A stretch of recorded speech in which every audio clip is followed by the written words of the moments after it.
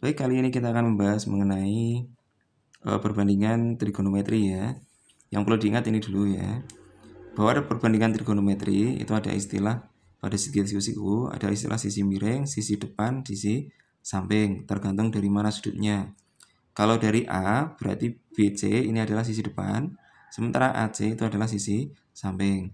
Tapi kalau lihatnya dari sudut B, maka BC itu adalah sisi depan sudut B, sementara sisi samping sudut B, sementara AC adalah sisi depan dari sudut B.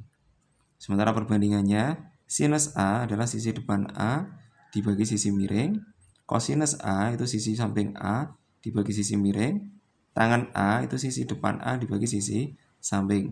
Ini adalah perbandingan nilai trigonometrinya ya. Sekarang kita selesaikan soal berikut.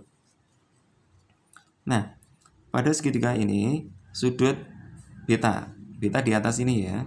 Nah, berarti ini sisi depan, ini sisi miring, yang ini adalah sisi samping.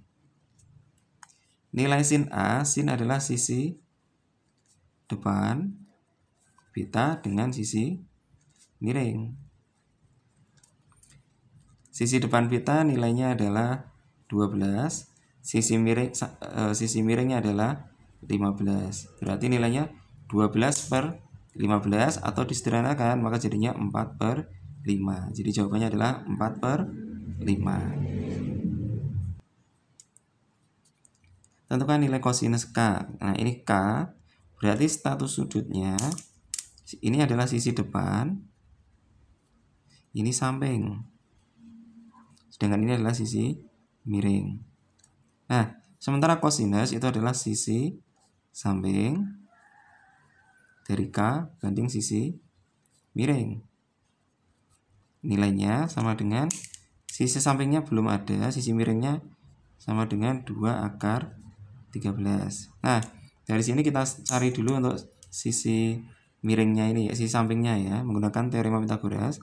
Jadi panjang KL sama dengan akar dari KM kuadrat dikurangi ML kuadrat.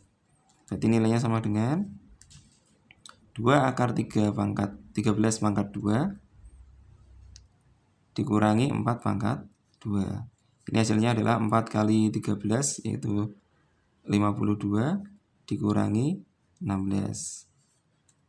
Sehingga hasilnya adalah akar 52 dikurangi 16, 36 ya. 36 berarti nilainya sama dengan 6. Jadi hasilnya adalah 6 per 2 akar 13. Nah, karena 6 per 2 akar 13 itu bentanya tidak rasional, kita rasionalkan. Sehingga ini menjadi 6 per 2 akar 13 kali akar 13 per akar 13. Jadinya 6 per 2 kali 13 akar 13. 6 dan ini dicoret sehingga hasilnya adalah 3 per 13 akar 13.